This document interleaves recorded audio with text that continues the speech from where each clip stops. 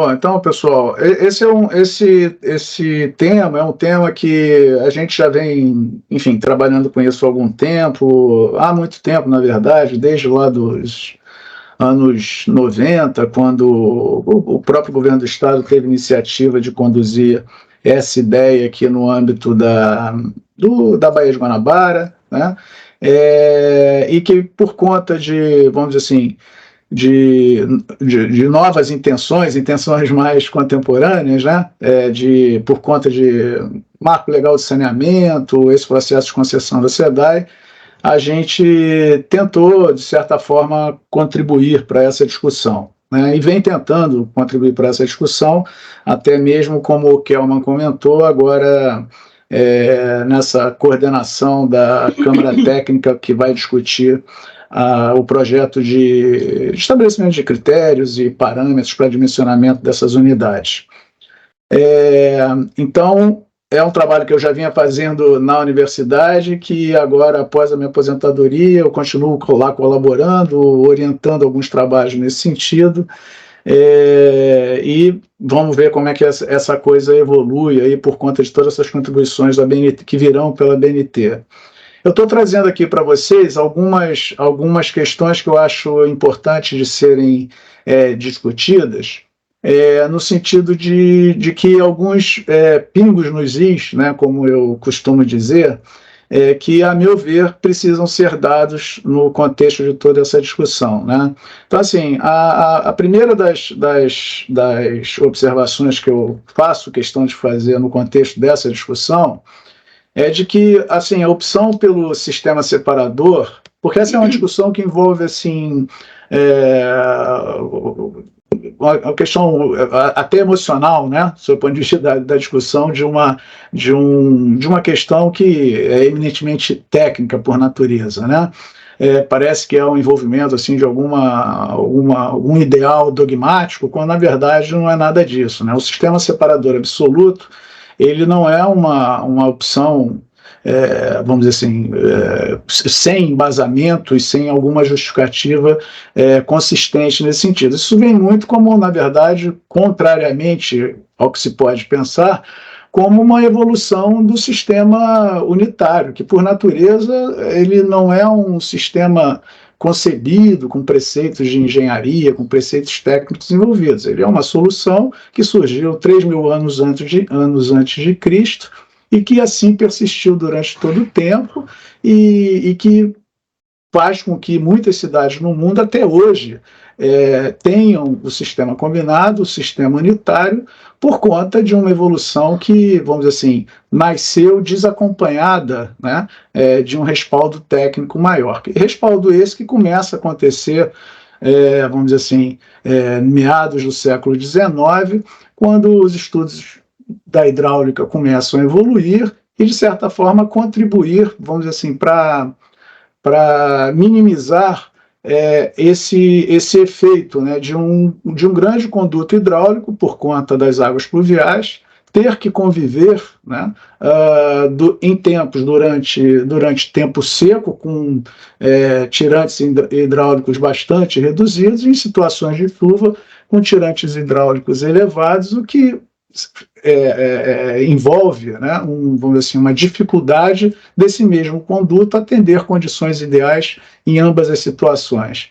Então, os estudos que levaram à configuração do sistema separador absoluto são estudos que buscam minimizar, evitar os problemas que ocorriam com esses condutos unitários, com esses condutos combinados, nessas situações, principalmente de tempo seco, né, onde esse tirante hidráulico menor proporcionava baixa velocidade de escoamento, deposição de sólidos, odores desagradáveis, os famosos miasmas da época, né? Então, quando Dom Pedro resolve, então, implantar o sistema de esgotamento sanitário, contratar, né, a implantação do sistema de esgotamento sanitário na cidade do Rio de Janeiro, ele o faz trazendo engenheiros ingleses, e engenheiros esses que já contavam com experiências, as primeiras experiências de separação do sistema de esgotos as águas pluviais dos esgotos sanitários efetivamente. E tem-se aí esse sistema de Memphis, nos Estados Unidos, implantado pelo coronel Warren, que é um marco, né, da engenharia sanitária sob o ponto de vista do sistema separador absoluto, e que essa experiência, então, ela é trazida para o Rio de Janeiro, já se pensando que os problemas que ocorriam lá no sistema unitário, no sistema combinado, sob o ponto de vista desse diferencial, né, de tirante dentro desse grande conduto, aqui seria ainda maior por conta das maiores intensidades de chuva que tínhamos aqui. Ou seja, se os problemas que lá ocorriam eles já incomodavam, em princípio esses mesmos problemas aqui incomodariam muito mais, né? Então, assim, essa é a razão, né, que leva à implantação, né, ao surgimento do sistema separador absoluto no mundo e a implantação dessa técnica, vamos dizer assim, adaptada aqui para o clima tropical.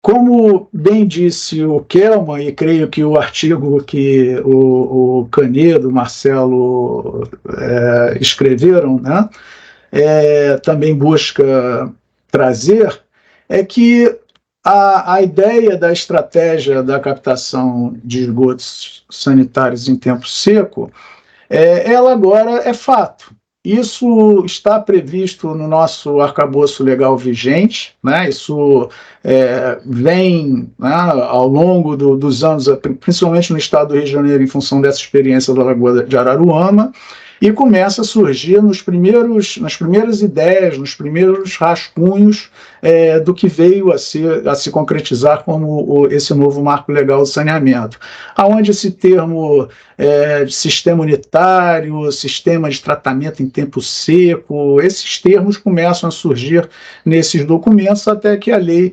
14.026 de fato traz essa história. A ANA tem uma responsabilidade, inclusive, de discutir e promulgar uma das diretrizes da ANA, uma diretriz que será dedicada a esse tema. Então, isso hoje está colocado na mesa e como bem disse o Kelman, a ideia é que a gente possa agora, já que está na mesa, avançarmos para que isso ocorra da melhor forma, né?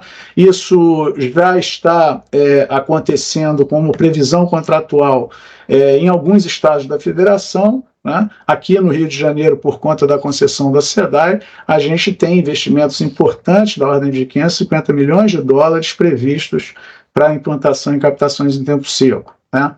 O que eu acho importante também firmar, né, além dessa questão da origem do sistema separador absoluto, é de que tudo que o novo marco legal prevê e que os contratos que estão sendo estabelecidos estão, de certa forma, se amparando, é uma estratégia que prevê a implantação, que ela se encaixa como um processo de implantação gradual e progressiva do sistema separador absoluto, e que, sob o ponto de vista econômico-financeiro, dá uma resposta muito grande aos contratos.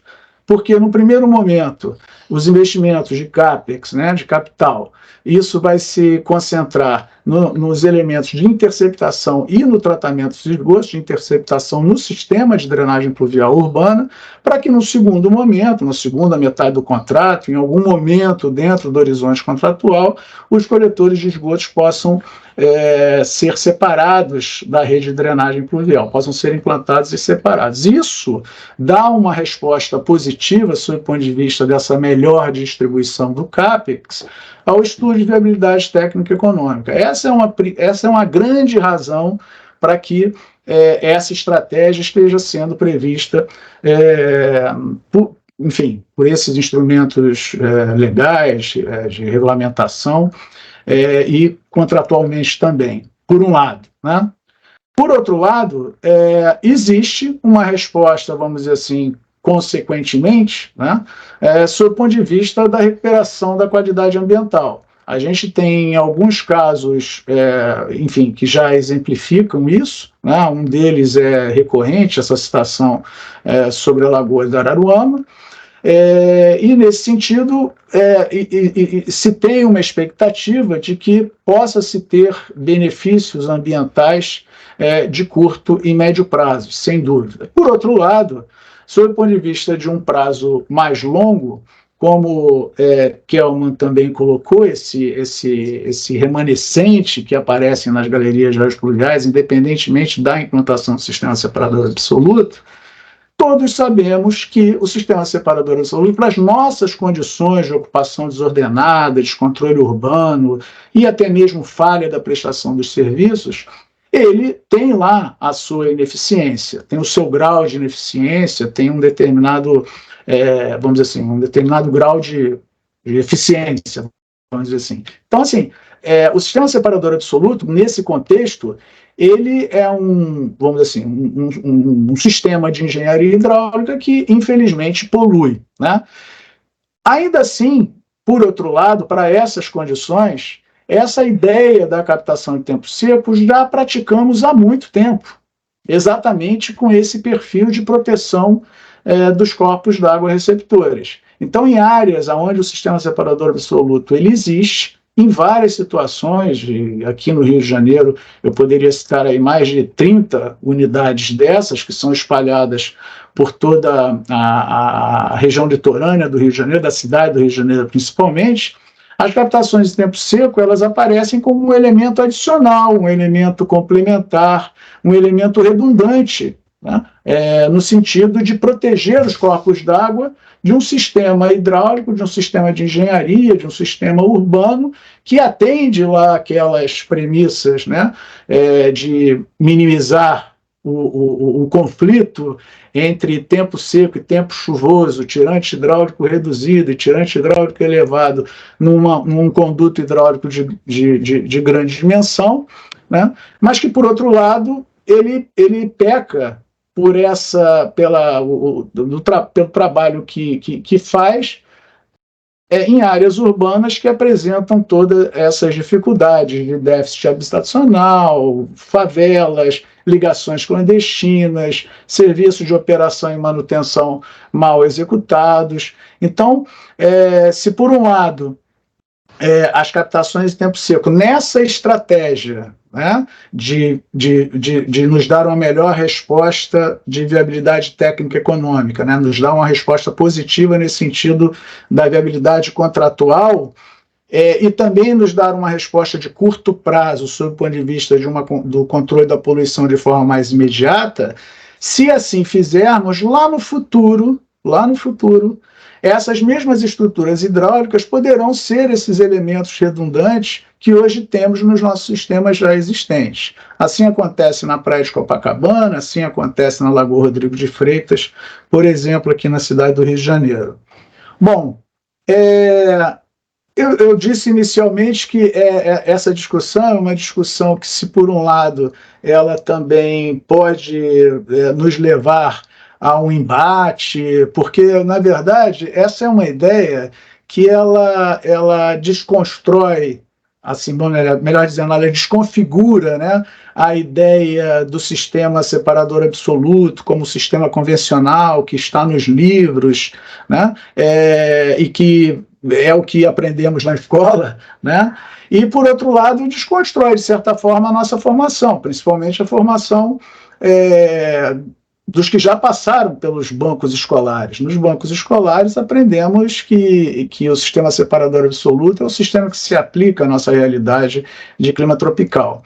Então, se por um lado nós temos, vamos dizer assim, essa dificuldade de compreensão dessa desconfiguração do sistema separador absoluto, da desconstrução da nossa própria formação, a gente tem, por outro lado, um grande desafio, porque a incorporação dessas estruturas hidráulicas, elas nos levam à configuração de um sistema hidráulico muito mais interessante, um sistema muito mais rico tecnicamente e muito mais desafiador para a engenharia, né? A partir do momento que ele passa a depender da compreensão de um modelo hidrológico, da chuva que vai precipitar sobre essa área urbana, que vai acabará se envolvendo com os esgotos sanitários, com o próprio modelo hidráulico do sistema de drenagem pluvial urbana, com o modelo hidráulico da estrutura hidráulica da captação em tempo seco propriamente dita, e já que essas estruturas elas tendem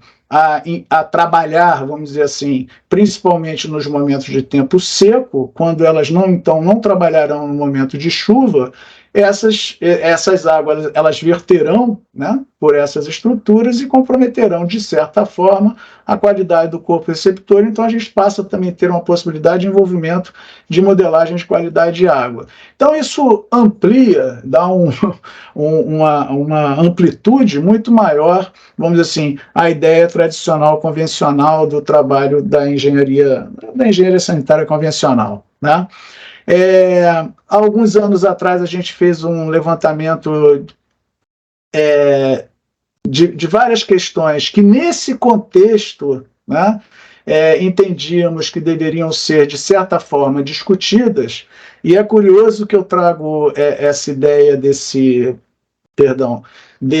contexto. Semana retrasada, um colega me perguntou assim: mas, Isaac, você não acha que estão dando... as captações de tempo seco existem tantas aqui no Rio de Janeiro, está se fazendo um grande debate sobre captações de tempo seco, eu vejo isso como uma estrutura quase convencional, que é inerente ao sistema separador absoluto. Por que tanta discussão em torno disso, né? Por que está se dando tanta ênfase a essa discussão? E eu dizia que a ênfase que está se dando é exatamente em função do contexto que isso está sendo colocado. Isso está sendo trazido por uma lei federal, pelo Marco Legal do Saneamento, está sendo explicitamente colocado nos contratos de concessão, está se prevendo muito investimento aplicado em torno dessas estruturas. Então, a discussão sobre essas estruturas, ela, vamos dizer assim, alcança um outro patamar que não é aquele patamar onde essas estruturas eram projetadas e construídas, vamos dizer assim, na rotina das empresas concessionárias de saneamento. Então, a preocupação e o nosso envolvimento técnico nessa discussão é uma preocupação e um envolvimento que se insere nesse contexto, que, de fato, alguns cuidados precisam ser tomados em relação ao que pode se estabelecer nesse sentido, né? Então, a gente trouxe lá atrás algumas questões que precisavam ser respondidas, né? Então, assim, é sobre isso que eu quero agora falar rapidamente com vocês e que pensamos aqui como critérios e parâmetros de mencionamento, né? Quais áreas atender, né? Qual é a finalidade da estratégia de interceptação?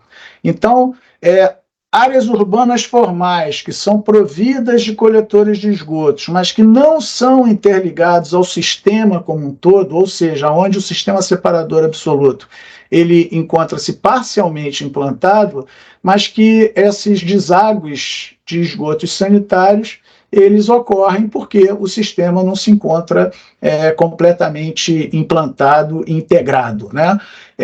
Pode-se prever, nesse caso, uma implantação dessas estruturas, porque, de certa forma, esses esgotos acabam alcançando o sistema de drenagem pluvial.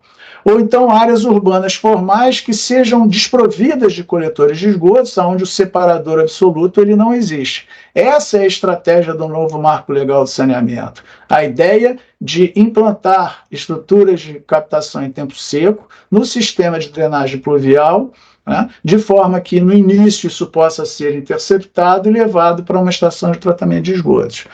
E o terceiro ponto é o atendimento específico de favelas, aglomerados subnormais, áreas de interesse social, favelas em geral, né? Então, assim, quando falamos sobre captação em tempo seco, qual é o objetivo da estrutura? Essa é uma questão que precisa ser discutida, né? Qual a tática locacional da estrutura da captação em tempo seco? Se nós estivermos aqui no ponto 3 mais a jusante, né, estaremos protegendo o corpo receptor a jusante da estrutura.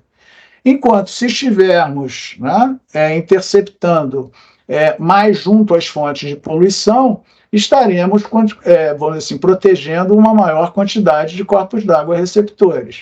Obviamente, se tivermos uma estrutura mais ajusante, a tendência é de que essa estrutura seja uma estrutura mais complexa, de maior dimensão, e, contrariamente, se tivermos estruturas de interceptação mais amontantes, teremos como desvantagem uma maior quantidade de estruturas, mas, porém, estruturas de menor dimensão, de menor complexidade de implantação, de menor complexidade de operação e manutenção. Tá? A gente não pode esquecer que, como estaremos falando de um sistema, diria integrado, mas um sistema de interceptação do sistema de drenagem pluvial, né, essas estruturas elas dependem do conhecimento de qual seja a intensidade, duração, frequência dessas chuvas, a área a ser drenada, a declividade do solo, adensamento populacional, tudo isso acabará interferindo, vamos dizer assim, na performance dessas estruturas hidráulicas. E, consequentemente, aquela estratégia locacional ela precisa ser muito bem pensada. Né? Em qual elemento do sistema de drenagem interceptar? A interceptação nas galerias de águas pluviais ela é, obviamente, muito menos complexa, né? Mas a gente não tem como evitar captações em calhas pluviais, dada a ocupação desordenada que temos. Então, assim, interceptar vazões de permanência pode ser muito bom para a proteção dos corpos d'água jusante, mas pode também não ser assim, bem visto em função da necessidade de se manter, né, vazões vamos dizer, ecológicas ajusantes. Então, são questões que precisam ser bem pensadas. Essa questão que eu mencionava sobre as favelas, né, só para que a gente possa ter uma noção da dimensão como se coloca nos centros urbanos brasileiros, obviamente a cidade do Rio de Janeiro ela tem um diferencial nesse sentido, mas uma área urbana que, por exemplo, corresponde à área de concessão de uma das concessões que ocorreu na cidade do Rio de Janeiro, que é a área da Barra da Tijuca e Jacarepaguá. Lá a gente conta com 194 comunidades, aproximadamente 260 mil habitantes, com previsão para 2018, né, que corresponderia a 30% da população desta área urbana. Então, são áreas urbanas que, ainda dotadas, né, do sistema separador absoluto, estarão também sujeitas à possibilidade de receber, né, a contribuição de esgotos sanitários de áreas, enfim, sem estrutura urbana, sem essa formalidade, né, do tecido urbano. Sob o ponto de vista do modelo, né, existem estruturas hidráulicas que podem cumprir o mesmo papel, no sentido de desviar os esgotos no tempo seco, cada qual com a sua especificidade, vantagem, desvantagem, risco associado. Tá? O funcionamento dessas estruturas hidráulicas, independentemente do modelo, né, é um funcionamento que fará com que essas tubulações de derivação dos esgotos dessas estruturas hidráulicas funcionem diferentemente no momento de tempo seco, no momento de início de chuva, no momento de chuva mais intensa. Então, são questões que acabam nos indicando, obviamente, que são estruturas hidráulicas que merecem atenção quanto ao dimensionamento, né? Um outro ponto que é muito importante, que ele sempre surge nas discussões, principalmente com as operadoras de saneamento, é de que há uma vazão admissível pelo sistema de esgotamento sanitário separador absoluto. Né? Então, há de se limitar essa transferência de esgotos interceptados para o sistema de esgotamento sanitário, e, em princípio, ele estará apto a receber essa contribuição, porém, nos momentos de chuva, quando essa estrutura hidráulica, portanto, ela começa a funcionar dinamicamente, invariavelmente a quantidade de água que é transferida, ela pode ser maior do que a quantidade de água que o sistema de esgotamento sanitário pode receber, independentemente da contribuição de sedimentos, de tudo que seja maléfico ao funcionamento do sistema de esgotos. Então, esse conceito da vazão admissível pelo sistema de esgotamento sanitário, ele é um conceito muito importante, que é ele que vai reger o que se pode admitir e o que não se pode admitir. O que não puder ser admitido vai extravasar, né? Significa que vai verter para um corpo receptor. E esse aqui é o jogo interessante da história, porque o que não é interceptado verte. E dependendo da localização dessas estruturas, vamos dizer assim, numa integral de tempo aí mais longa, de 1 ano, coisas desse tipo, se a gente olhar aqui essa linha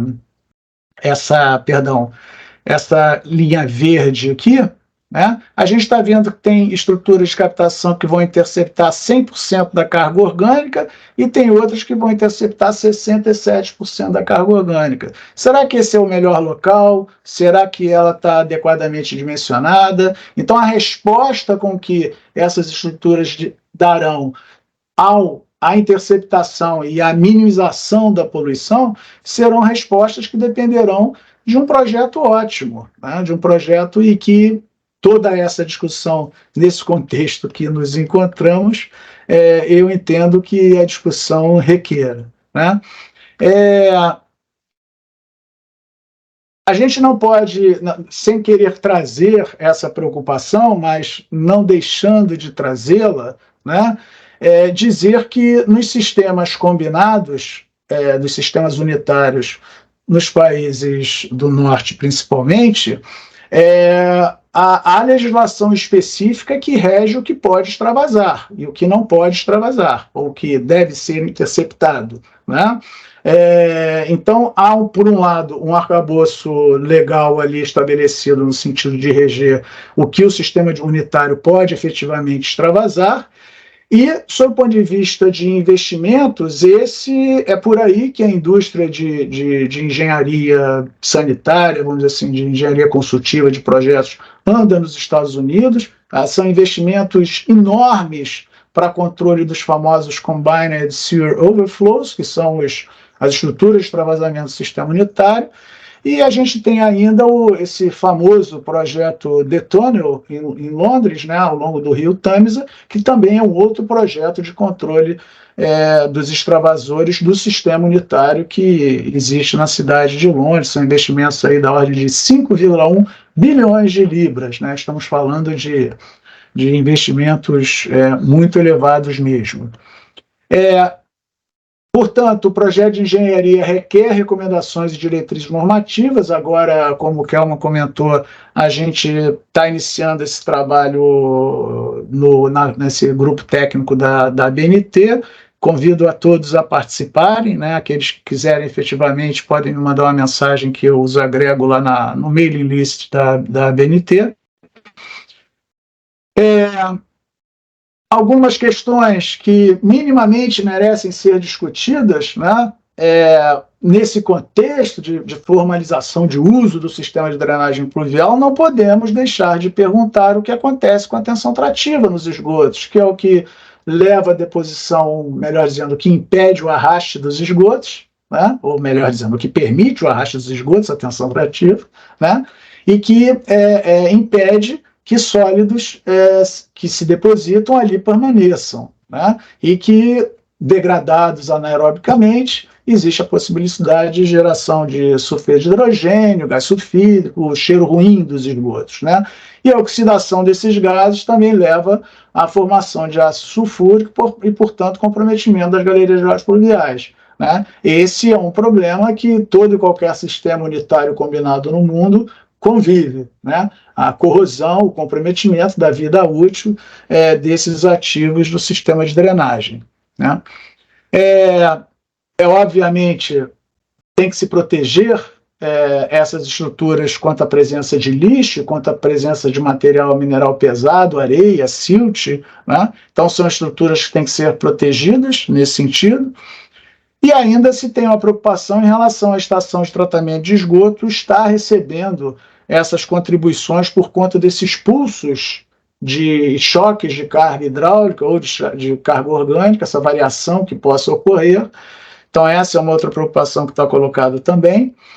E ainda a possibilidade de intrusão reversa pelas estações elevatórias em função de uma sobrelevação de nível d'água do mar, né, e ocorrer aí uma intrusão pelos extravasores das próprias elevatórias e, consequentemente, isso comprometer a qualidade do esgoto bruto que chega à estação de tratamento de esgotos, né. Por fim, há questões de natureza jurídica e institucional, a questão do impedimento legal, eu acho que essas são questões que fogem um pouquinho aqui à nossa discussão hoje, mas existem e que precisam ser pensadas, né? E quase por fim, dizer que quando o Kelman me perguntou sobre de que forma a gente poderia conduzir aqui essa discussão, eu mencionei a ele que no ano passado a gente publicou esse artigo aqui na revista da DAE, onde a gente se dedicou a critério e parâmetros de mencionamento mesmo, né? Entramos lá no âmago da hidráulica que está por detrás dessa simples caixinha que aqui aparece, que nos deu um trabalho danado. E fizemos isso como uma contribuição, né, de discussão, obviamente não estamos definitivamente afirmando nada, mas como uma contribuição nesse sentido. Agora existe, viu, Kelman, um trabalho de um engenheiro que era de Águas do Turnaíba, que está nos levantando toda a acumulação de sólidos minerais e grosseiros em captações de tempo seco lá na Lagoa de Araruama, que, sob o ponto de vista de OPEX, né, de manutenção dessas estruturas, é uma quantidade que é muito importante da gente conhecer, né?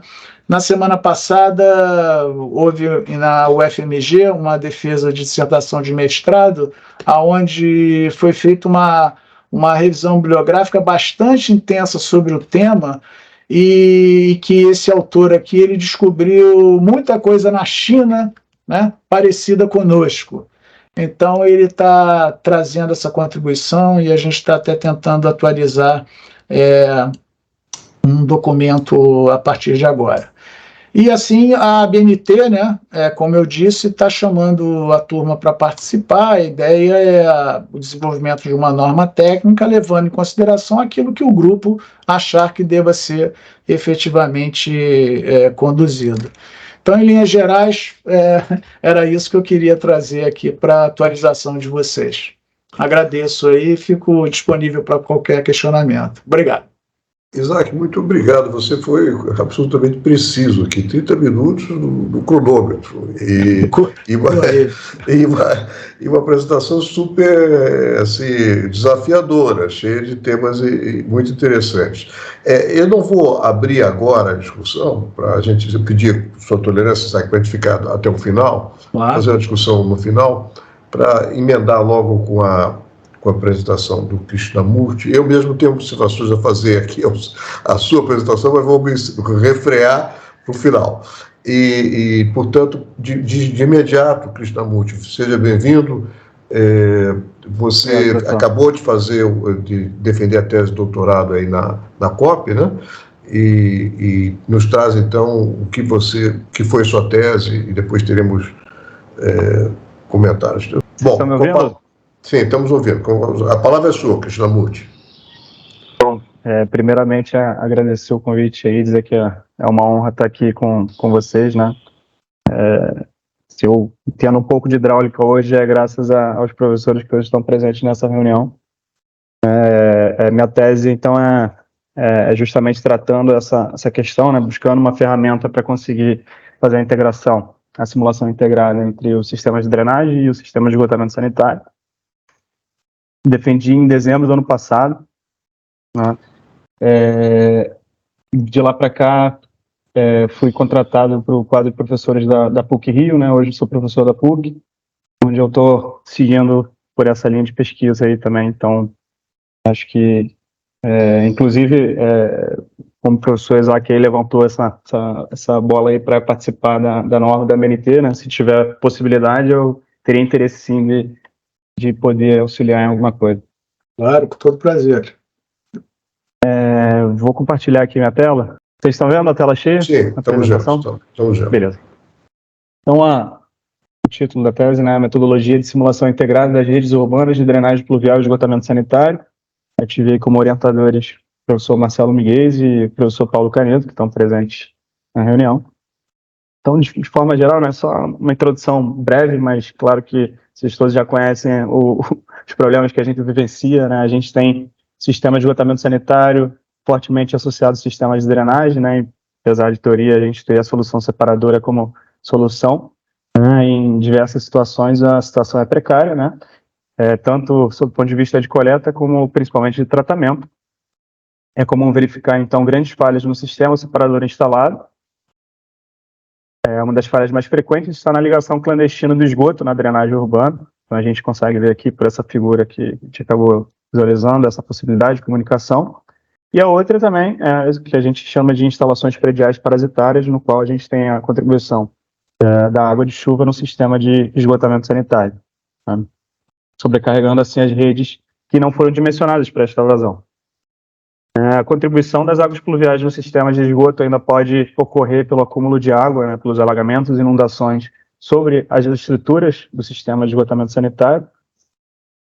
Este cenário misto, né, que a gente tem essa interação de mistura entre as duas redes, só tende a piorar aí pelo agravamento dos alagamentos, das inundações, né, diante da possibilidade de mudanças climáticas, e também da nossa forma de urbanizar e que não leva em consideração o ciclo hidrológico. Então, diante da necessidade urgente de reduzir essas falhas, né, principalmente aqui na região metropolitana do Rio de Janeiro, ocorreu a concessão desses serviços públicos, e aí, como já citado pelo professor Isaac também, nesses primeiros 5 anos, com a implementação, essa previsão da construção de coletores de esgoto de tempo seco. Então, é evidente a necessidade de analisar o funcionamento de conjunto de redes para uma correta interpretação dos fenômenos. Eu vi que o professor até utilizou um software lá que é justamente um pouco o que eu venho apresentar para vocês, mas aqui trazendo a possibilidade da simulação integrada, não somente da rede de drenagem, da rede de esgoto, como também uma parcela superficial que seria associada ao acúmulo de água na infraestrutura urbana de vias, espaços livres, né?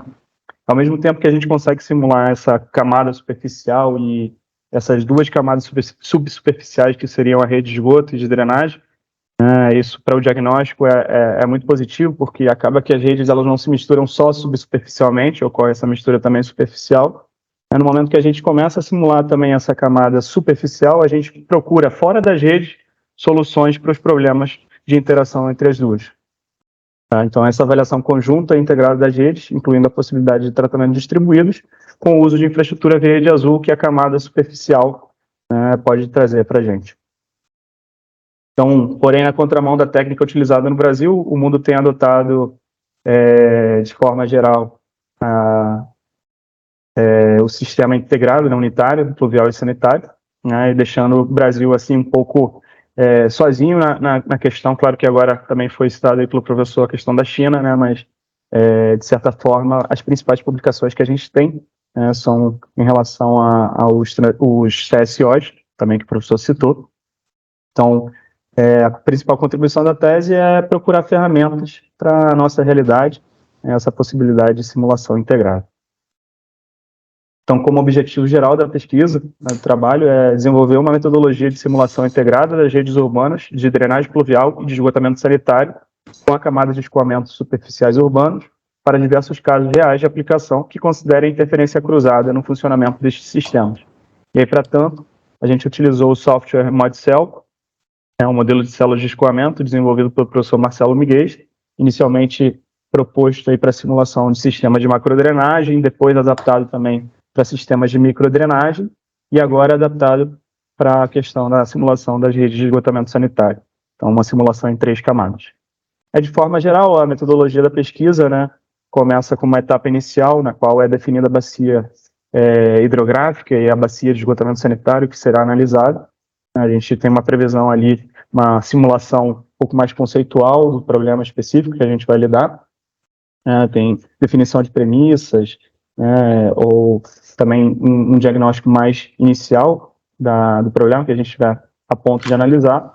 Depois a gente entra na parte da modelagem hidrodinâmica, e aqui propondo o que seria o Mod Cells Sim, né, que seria justamente a aplicação do modelo de células de escoamento já desenvolvido numa simulação hidrodinâmica multicamadas.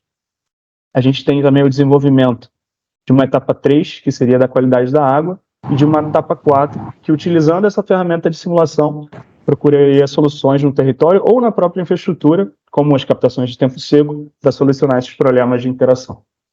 Na etapa 2, que seria a simples simulação hidrodinâmica de quantidade de água, seria possível estimar impactos do mau funcionamento do sistema de drenagem ou decorrentes de sua inexistência, impactos do mau funcionamento do sistema de esgotamento sanitário, total de água que adentra o sistema de esgotamento sanitário, bem como os efeitos para a sobrecarga hidráulica, locais onde ocorre a contribuição de águas pluviais para o sistema de esgotamento sanitário, geralmente ocorrendo ali nas ruas, pelas tampas dos postos de visita, ou então no caso de um alagamento que ultrapassa determinados níveis e ocupa as edificações, no próprio sistema da edificação de esgotamento sanitário. Total de extravasamentos dos sistemas combinados, locais onde ocorre esse extravasamento, a gente consegue também estimar uma envoltória de percentual de ligações clandestinas das águas residuais no sistema de drenagem e um percentual de ligações parasitárias de água pluvial no sistema de esgotamento sanitário. Então, para a terceira parte, que seria a incorporação desse modelo de qualidade da água com os resultados do modelo hidrodinâmico desenvolvido, né? A gente tem um arranjo esquemático aqui do que seria essa possível interação entre essas camadas. Agora, pensando na questão da modelagem da qualidade, no âmbito da tese, a gente focou especificamente em análise do DBO, tá? Mas isso pode ser, claro, desdobrado para outros tipos de análise. Bom, então, nessa terceira etapa da metodologia, seria possível estimar a concentração de contaminantes nas camadas superficiais, o que é extremamente relevante, justamente quando a gente vai tratar a questão de doenças de veiculação hídrica, por exemplo, concentração de contaminantes em pontos-chave do sistema de drenagem, concentração de contaminantes nos corpos hídricos receptores, concentração de contaminantes também em afluentes aos sistemas de tratamento de esgoto sanitário. Então, claro, todos esses pontos aqui levantados também pelo professor Isaac, né, aqueles pontos 1, 2 e 3 de possibilidade de implementação de coletas em tempo seco, a gente tem aqui também a possibilidade de determinar tanto a concentração como a carga total de contaminantes nesses pontos mais próximos da região urbana ou no exutório, os corpos hídricos receptores, como também estimar qual seria, por exemplo, a DBO de uma estação de tratamento que tem os esgotos que tem essas águas combinadas. E a gente vai para a simulação das alternativas, a etapa 4, na qual, com o que foi desenvolvido até o momento, são procuradas alternativas aí de mitigação desses problemas. E tem duas principais linhas de ação, né? Uma seria a concepção da solução integrada para sistemas disfuncionais de drenagem recebendo esgoto.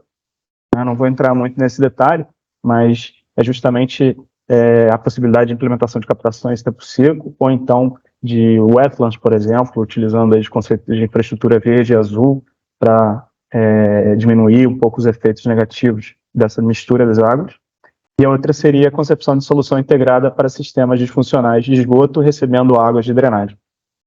Então, com a implementação da metodologia, a gente pode determinar quais são esses pontos ou locais críticos, né, que não necessariamente têm esses problemas, mas há um potencial para que eles ocorram, justamente porque há uma possibilidade, há uma suscetibilidade ali no território para alguns alagamentos acontecerem e, consequentemente, uma interação entre os dois sistemas.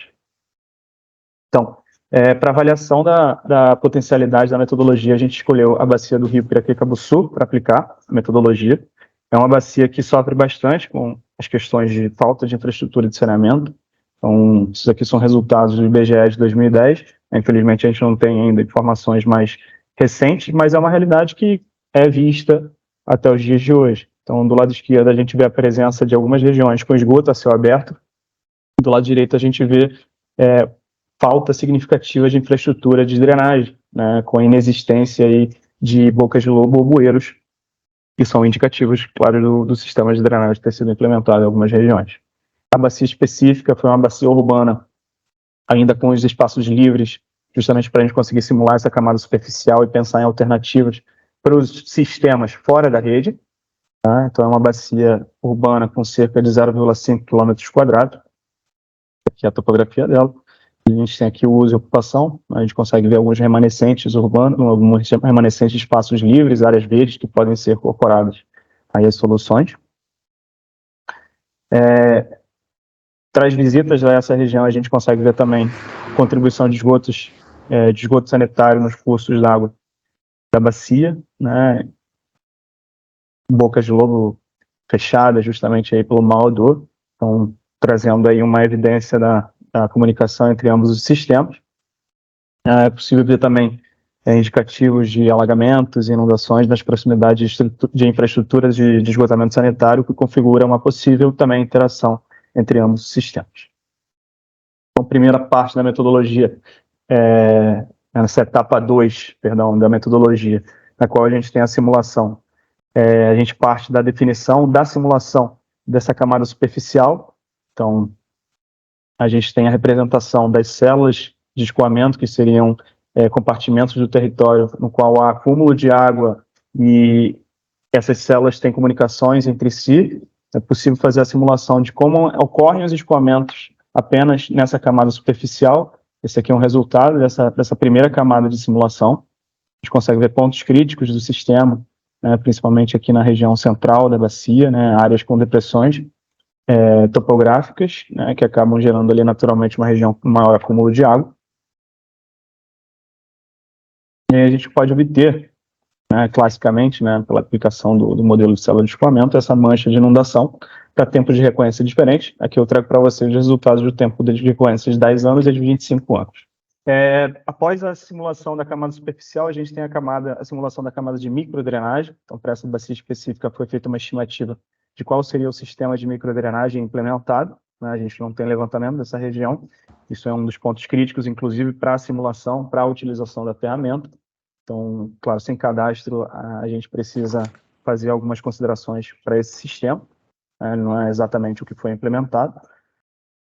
Então, após a implementação desse sistema, a gente pode dizer que algumas partes dessas regiões, né, os telhados que correspondem ao sistema superficial, eles podem ser conectados nos postos de visita de drenagem, fazendo assim a comunicação entre o sistema superficial e o sistema subsuperficial, de drenagem especificamente, né? Então, como a água pode ir da superfície para a subsuperfície, pelos telhados das casas ou também pelas bocas de lobo, localizadas nas ruas, né, nas células que correspondem às ruas. Então, temos células de rua indo para o sistema subsuperficial a partir das bocas de lobo e células de edificações ou de lotes indo para o sistema de drenagem a partir do sistema da infraestrutura predial pluvial.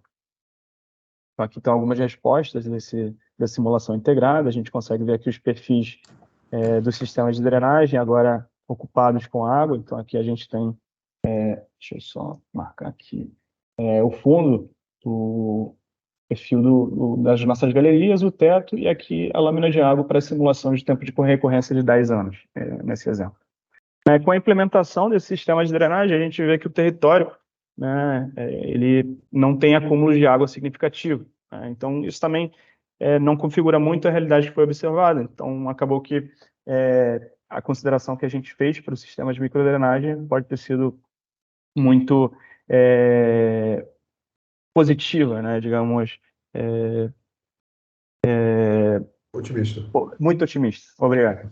Exatamente. Então, mais para frente eu vou mostrar alguns casos em que a gente começa a ocupar e a dificultar um pouco esse escoamento pela rede de drenagem para encontrar uma forma, encontrar uma representação mais real da realidade. Então, temos aqui algumas respostas, né, que a gente pode obter do modelo, mas isso aqui é clássico do sistema, clássico da implementação do ModCell feita até o momento antes da minha tese. Vou para a parte que acho que é mais relevante, né, que seria a implementação da camada do esgotamento sanitário. Tá? Então, a partir das células de escoamento, a gente também faz a representação desse sistema de esgotamento sanitário. Para esse caso específico, a gente se ateve aqui ao sistema 1, né, uma bacia de esgotamento sanitário mais a oeste, aqui, da área que a gente estava analisando. E aí, como é que a água pode se comunicar entre essas diferentes camadas para o sistema de esgotamento sanitário, né? A gente pode ter telhados irregulares, né, que, como eu mostrei lá atrás, deveriam conectar no sistema de drenagem, mas agora eles conectam no sistema de esgotamento sanitário, né? Ou então pelo acúmulo de água na rua, tendo aqui a possibilidade da gente ter uma lâmina de inundação que ocupe a calçada, e aí pela calçada entra nos postos de visita, ou então uma lâmina de inundação que ultrapasse aqui o nível das edificações e entre aqui pelo sistema de esgoto domiciliar. Tá? Então, após a implementação dessas 3 camadas, a gente jogou aqui com possíveis interações entre os sistemas. Então, foi feita, claro, fizemos algumas simplificações, né, para representar diversas realidades, todas elas no mesmo espaço territorial. Então, claro que aqui não há um compromisso específico com a representação dessa realidade, sim um exercício de ver os potenciais dessa metodologia. Né? Então, a primeira simulação foi em relação à falha completa ou ausência do sistema de microdrenagem. Então, a gente teria essa configuração de alagamentos, que a gente viu com a simulação do sistema superficial, né? E aqui, do lado direito, a gente tem a simulação da camada superficial com rede de esgotamento sanitário. Então, é possível ver que num cenário em que existe somente camada superficial e sistema de esgotamento sanitário, né, o próprio sistema de esgotamento sanitário realiza algumas modificações aqui dessas manchas de inundação, né? A gente pode ver que ele não tem condição de secar o território, claro, devido aos diâmetros pequenos, mas ele acaba captando parte dessas águas superficiais e fazendo uma transferência de uma água a outro ponto, né? Então, sobrecarregando em alguns determinados pontos, né, consegue drenar a água de algumas regiões, pouca água, né, e gerando extravasamento em alguns outros, né, principalmente nessa região mais ajusante aqui da nossa bacia. Além disso, a gente pode ver também aqui as vazões afluentes a uma possível estação de tratamento de esgoto ou o exutório da bacia de esgotamento sanitário. Então, aqui a gente teria a vazão de contribuição simplesmente com esgoto, e aqui para os tempos de recorrência, para eventos como as chuvas de 10 e 25 anos, como há esse incremento de vazões aqui transportados pelo sistema de esgotamento sanitário. Tá? Isso aqui simplesmente pela contribuição da água, da inundação, do alagamento que ocorre nas ruas e também nas edificações. Além disso, a gente pode mapear aqui quais são os principais pontos de interação entre os sistemas. Então, aqui a gente tem a contribuição pluvial no sistema de esgoto. Então, prioritariamente, a gente tem água de chuva entrando no sistema de esgoto nesses 2 pontos aqui, tá? Isso pelos postos de visita. E aqui seria essa contribuição do lado esquerdo, pelas caixas de inspeção das edificações. Então, já seria um alagamento alcançando as casas, né, nesse ponto e nesse ponto. E aqui a gente tem pelos tampões dos postos de visita, né? Ocorre principalmente nessa região onde a gente viu manchas de inundação, manchas de alagamento acontecendo, e nessa região aqui também. O contrário também é verdadeiro, né? A gente consegue mapear aqui possíveis interações no sentido oposto. Então, seria esgoto indo para a rua, né, para a superfície. Né? Então, aqui seria pelos postos de visita. Então, a gente teria o sistema de esgotamento cuspindo essa água misturada aqui nesses pontos especificamente, e aqui nas caixas de inspeção, nas casas, né, o que configura uma situação muito mais crítica, né, onde a gente vai ter o sistema de esgotamento sanitário da edificação cuspindo água para fora, uma água misturada. Agora, em relação à falta de manutenção do sistema de drenagem, uma falta de manutenção do sistema de microdrenagem e de macrodrenagem, essa seria a resposta da nossa simulação. Deixa eu só...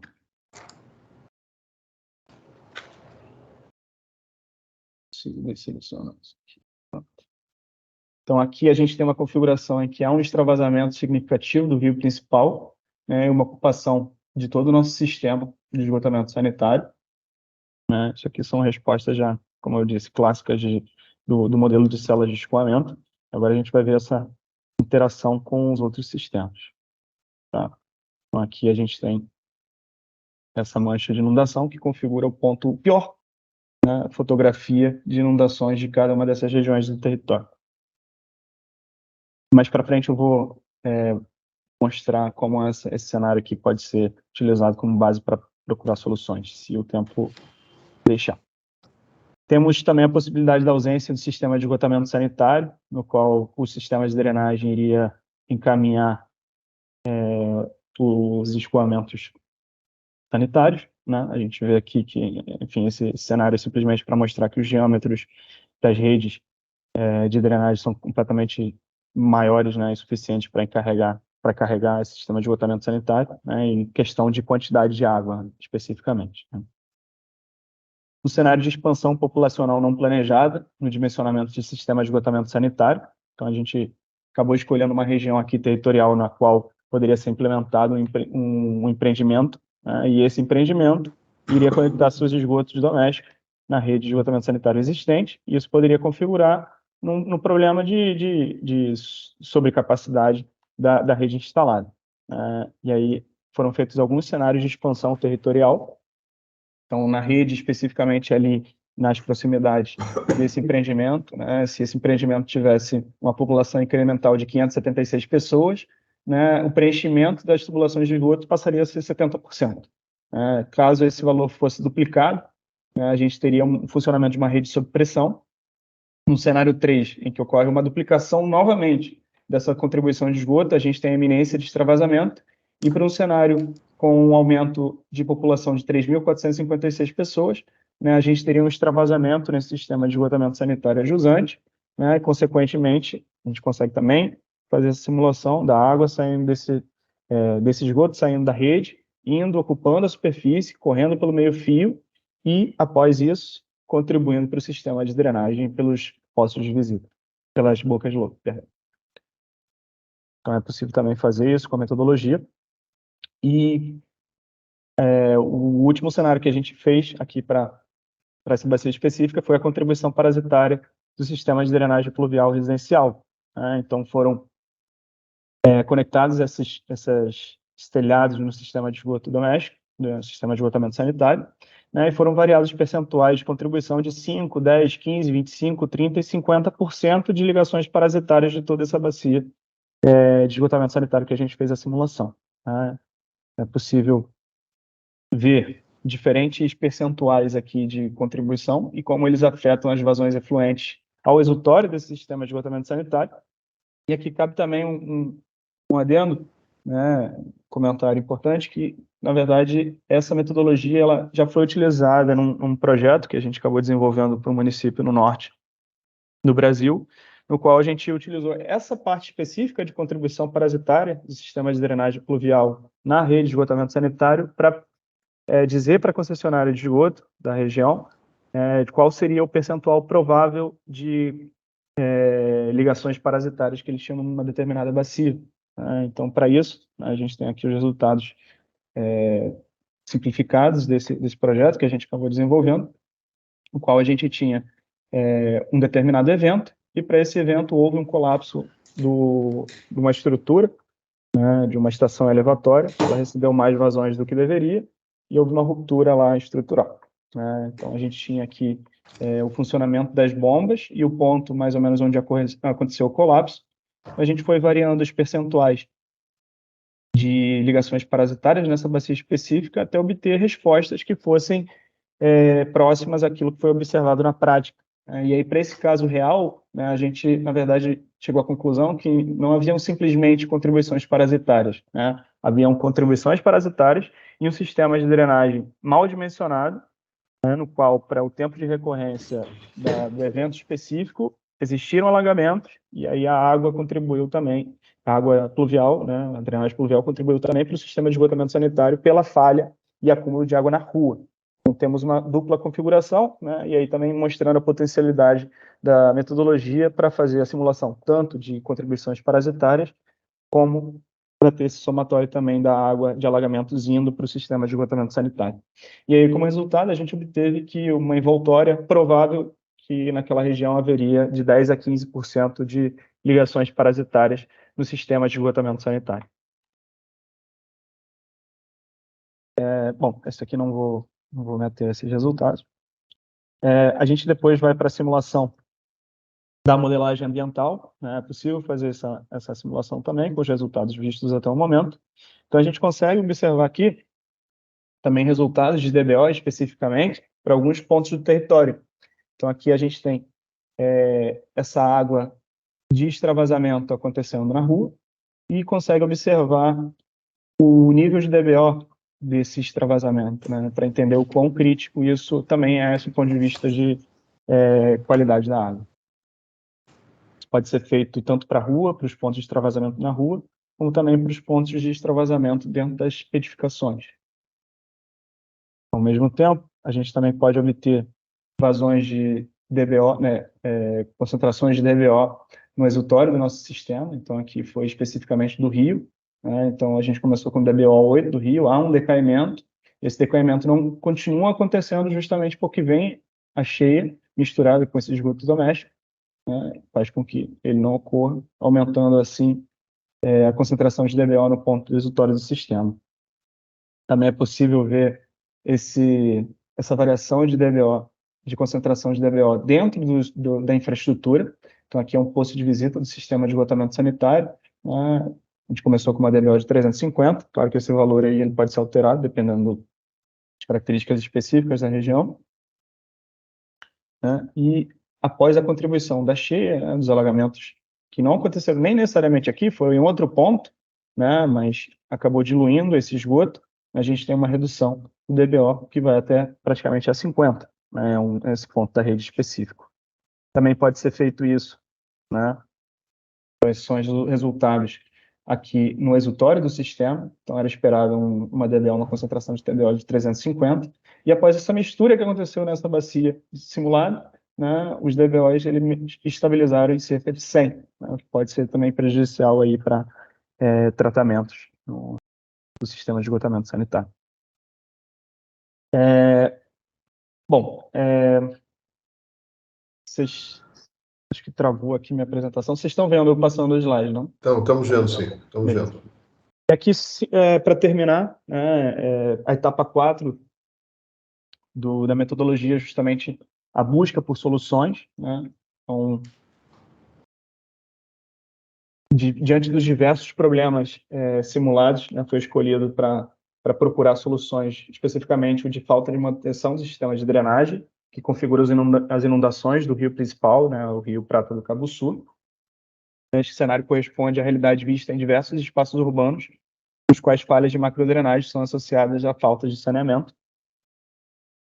E a lógica geral desse projeto, que foi previsto para essa falha específica, né, situação de tempo seco, a gente teria a contribuição dos esgotos do sistema de esgotamento sanitário para o tratamento convencional.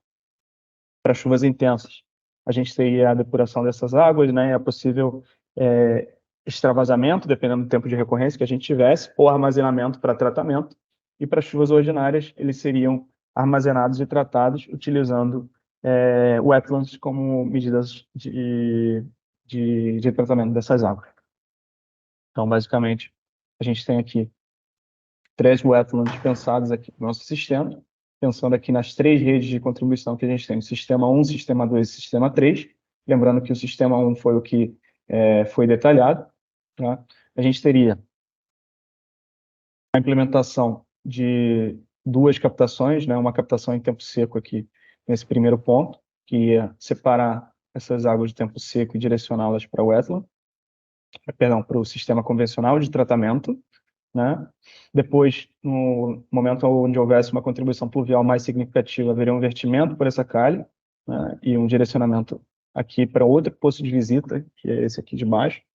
Então, esse posto de visita, situações de chuvas ordinárias, iria direcionar essa água combinada aqui para o sistema da wetland, né?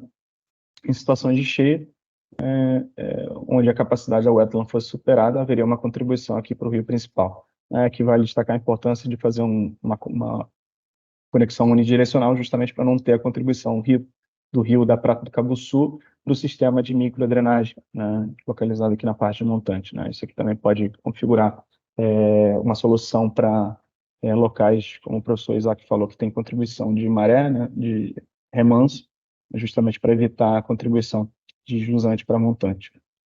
E cabe destacar também que, diante da falta de tratamento, né, de estações de tratamento de esgoto de determinadas regiões, né, essa água em tempo seco também poderia ser direcionada aqui para a própria wetland. Né, por pesquisas que eu realizei recentemente, né, a gente pode ter determinadas wetlands, né, e dependendo da configuração da vegetação escolhida, né, que elas podem funcionar para tratamento desses esgotos in natura, né, na situação de tempo seco, e elas reagiriam bem para situações também de cheia, tendo, claro, sua capacidade de tratamento reduzida, né, mas não iriam colapsar ali diante da contribuição pluvial excessiva, né, dependendo das plantas que forem escolhidas para fazer esse tipo de tratamento. E aí, como solução, então, a gente tem uma configuração aqui no qual, associando a essas 3 wetlands, também uma sobrelevação dessa via principal aqui, evitar os extravasamentos desse rio principal e concentrar os escoamentos da bacia hidrográfica, né, dessa bacia hidrográfica simulada, nessas 3 wetlands, para organizar os escoamentos, né, tanto do ponto de vista de quantidade de água, como também de qualidade dessas águas que aportam ao Rio Prata do Cabo Sul. A gente tem os resultados dos perfis, né, perfil 1, perfil 2, perfil 3, dos sistemas de drenagem, havendo aqui um leve subpressão desse sistema 3, mas o que não configura para o tempo de recorrência de 25 anos e extravasamentos nas vias principais. Bom, e para finalizar, então, considerações finais, né, a metodologia desenvolvida na tese para simulação integrada das redes urbanas de drenagem pluvial e de esgotamento sanitário se apresentou como uma ferramenta útil para a representação dessas possíveis interferências. Foi capaz de simular cenários de interferência das 3 camadas do escoamento, né, e as camadas, então, superficial, de drenagem e de esgotamento sanitário. E aqui vale também dizer que o tratamento integrado não se refere exclusivamente a um sistema unitário, mas sim que os sistemas sejam pensados em conjunto, né, de maneira a aproximar as etapas de estudo e de projeto da realidade vivenciada na prática dos ambientes urbanos, permitindo a antecipação de problemas. Por mais que seja tomada decisão por um sistema separador absoluto, é importante que a gente leve em consideração a possibilidade de interação entre essas 2 redes, mesmo para uma configuração separadora, né, justamente pela falha do sistema de drenagem, pensando aí, claro, como dito pelo professor, em utilizar esses tipos de sistema de soluções como redundância para o sistema, né? Bom, além disso, a bacia utilizada, né, na aplicação da metodologia se apresenta como uma importante ferramenta no que diz respeito a dimensionar os sistemas conjuntamente, prevendo possíveis falhas que podem ocorrer pela sua interação. Dessa maneira, sistemas mais resilientes à ação de chuvas extremas podem ser propostos. A região ainda em crescimento apresenta áreas livres onde soluções para ambos os setores podem ser pensados. É claro que a ferramenta também apresenta potencial para ser implementada em regiões já amplamente ocupadas, como o caso de comunidade. Né? Inclusive, é um dos caminhos que eu estou querendo levar a linha de pesquisa. Né? Eu estou aqui do lado da Rocinha, então é uma possibilidade de aplicação, né? Pensar na aplicação dessa metodologia para a comunidade. E, por fim, é importante ressaltar que não existe cidade ideal, onde não há ocupação ilegal ou conexões clandestinas. As cidades como as conhecemos não cresceram de forma planejada ou controlada, né, ou ao menos de forma adequada. E pensar, portanto, em alternativas ao sistema separador absoluto é fundamental para encontrar soluções que melhorem a qualidade urbana e o estado dos corpos d'água. Então, aqui são pequenos agradecimentos à Cátedra Unesco e também ao projeto de extensão da bacia hidrográfica do Rio Piraquê-Cabuçu, também que o pessoal ajudou bastante na elaboração dessa tese. Obrigado pela atenção. Desculpem aí ter passado um pouquinho do tempo, né, e fico aí disponível para qualquer dúvida. Krishnamurti, muito obrigado. Você foi dentro do tempo e uma apresentação extremamente interessante. Muito parabéns pelo seu trabalho. Obrigado. Vamos agora, imagino que talvez o Miguel queira, não sei se há uma palavra para o Miguel, se ele quiser fazer algum comentário, enfim. A palavra é sua, Miguel. Obrigado, Kelman. Eu vou fazer só alguns poucos comentários e não tomar muito tempo da discussão, que eu acho que o mais interessante do nosso debate é a posteriori, mas eu só queria ressaltar que eu acho essa discussão absolutamente fundamental. Né? As 2 apresentações eu acho que são muito interessantes e, de certa forma, complementares, e essas alternativas de simulação que o Antônio traz, na verdade, mostram como a gente tem, né, esses 2 sistemas, o sistema de esgoto e o sistema de drenagem, trabalhando de forma conjunta em várias situações. É possível ter falhas, mesmo que os dois sistemas sejam adequadamente dimensionados, mesmo em condições de uma cidade regular, sem ocupação informal, porque a simples ocorrência de uma chuva maior do que aquela de projeto para microdrenagem, ao colocar água na rua e eventualmente dentro da casa das pessoas, faz essa água acessar o sistema de esgotamento, e a gente tem misturas superficiais, né?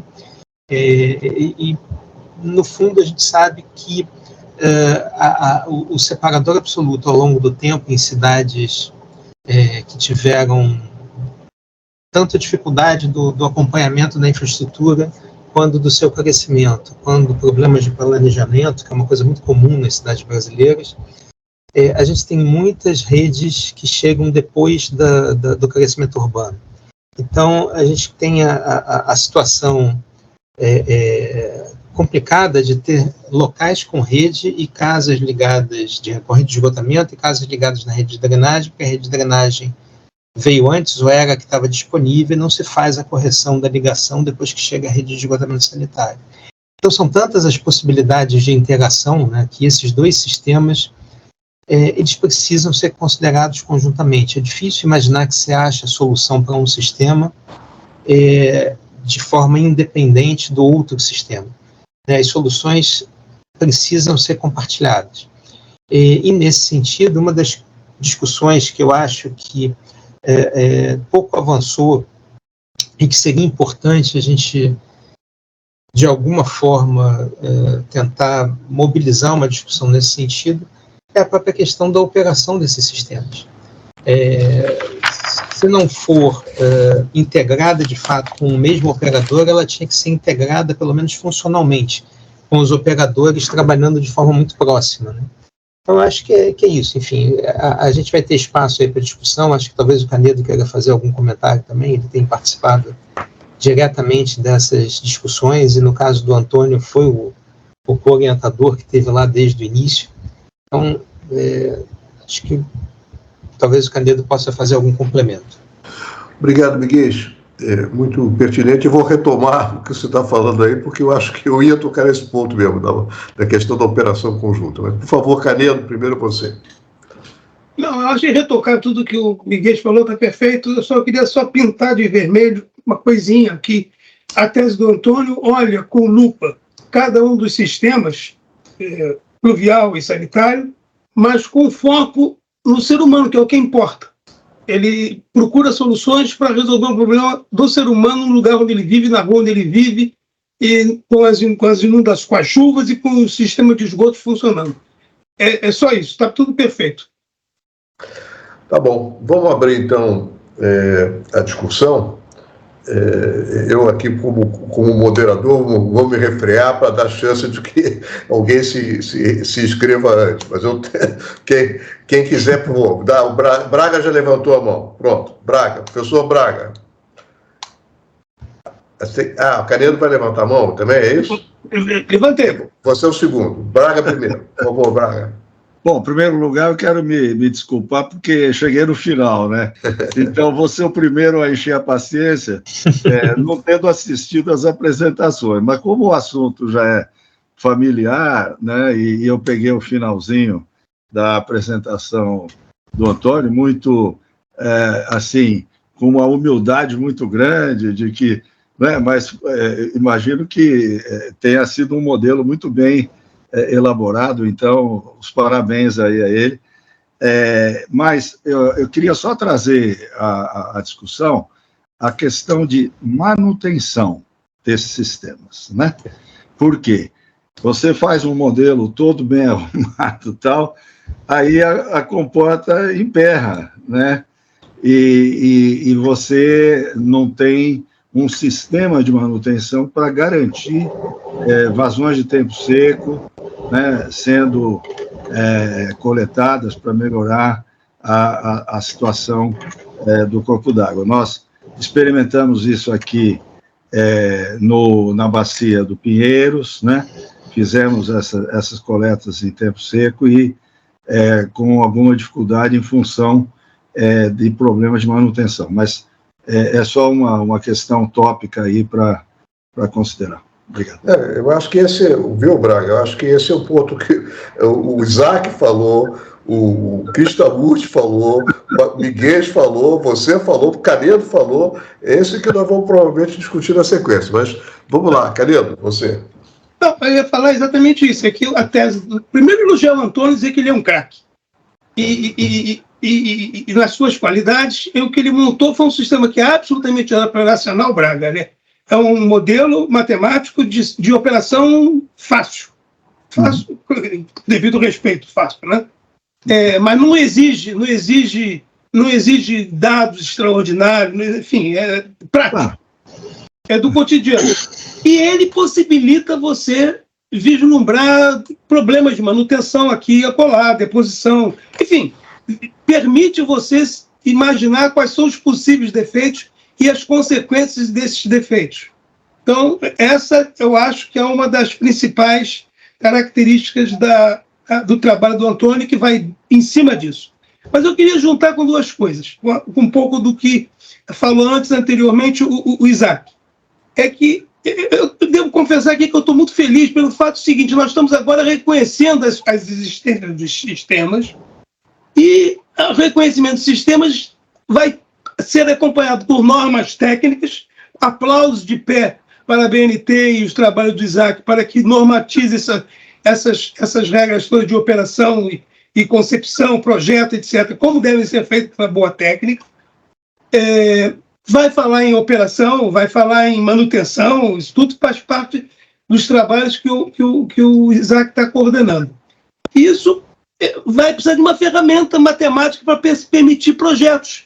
E está aí o Antônio com a sua tese. Acho que, então, os dois podem perfeitamente dar os braços e sair nesse desfile do saneamento brasileiro. E eu acho que é bem legal. É uma boa época de glamour, enfim, ver que as coisas estão começando a acontecer. Falta uma coisa: regulação para esses dois sistemas direitinho. E depois operação. O Miguel já botou o dedo na ferida. A operação, se Deus permitir, será já em breve conjunta. Então, eu fico sempre rezando para que amanhã eu abra o jornal e leia que um operador de águas pluviais vai também operar o sistema de esgotamento sanitário e vice-versa. Enquanto isso não ocorre, nós estamos criando musculatura para poder encarar essa tarefa, que é difícil, mas vai precisar de regulação. Encerrei. Bom, enquanto a próxima mão não se levanta, eu vou aqui fazer os comentários meus também. E como alguns não estavam logo no início, eu vou pedir desculpas a quem estava desde o iníciozinho para repetir o que eu já disse. A FGV aqui no Rio preparou um texto que dois autores que estão conosco, que é o Canedo e o Miguel, e tem mais 3 autores, essencialmente dizendo que um texto para ser discutido num seminário e, eventualmente, resultar num projeto de lei ou uma sugestão para a modificação da legislação no Estado do Rio de Janeiro, que, se der certo, eu acho que será um exemplo para o Brasil inteiro. Então, qual é a lógica? Primeiro, é o que nós aqui discutimos, vamos dizer, é uma constatação que seja desejo, não seja desejo, os dois sistemas de escoamento, o de drenagem e o de esgotamento sanitário, eles se interligam e nós não podemos fechar, enfim, a vista disso. E a tese desse documento, que será distribuído no Grupo Cozani ainda hoje, é de que, eu estou à vontade, porque eu não sou autor, eu estou elogiando algo que eu não... ela é absolutamente complementar ao que disse Isaac e o que disse o Antônio. É absolutamente complementar, porque diz o seguinte: olha, mesmo que quando você tem um sistema suíço, separador absoluto, ainda assim a drenagem tem que ter algum tratamento. Ela não pode, a água, até pela poluição difusa, não pode chegar aos rios sem algum tipo de interceptação e eventualmente condução para ETs, pelo menos na primeira lavagem. Então, isso mesmo nas condições suíças, a separação absoluta, o coleta em tempo seco se justifica. E eles, os autores, inteligentemente, chamam de uma obrigação que precisa ter o poder público, através de suas concessionárias, de tratar não de esgoto que segue pela drenagem, e sim águas residuais. Um novo termo. É um termo que é usado em Portugal, em outros lugares. É preciso tratar das águas residuais. E aí, nessas considerações sobre como é que se trata de águas residuais, não trata vamos dizer, das condições de projeto. Isso é um assunto que o Isaac vai cuidar lá na BNT. Não trata da modelagem, vamos dizer, do escoamento superficial, do escoamento dentro da drenagem, das tubulações de drenagem e do escoamento dentro das tubulações de esgotamento sanitário e suas interligações, que é o tema do Krishnamurti. Não trata de uma coisa ou outra, mas trata do seguinte: qual é o arranjo institucional e legal que é necessário para essa coisa funcionar? É o que vocês estão falando, né? E qual é o arranjo legal institucional? Quer dizer, todos nós, eu já repeti várias vezes, mas todos nós, eu acho que concordamos, que se tivéssemos na caravela de Cabral, diríamos que o serviço de saneamento envolve, pelo menos, coleta e destinação do esgoto e drenagem.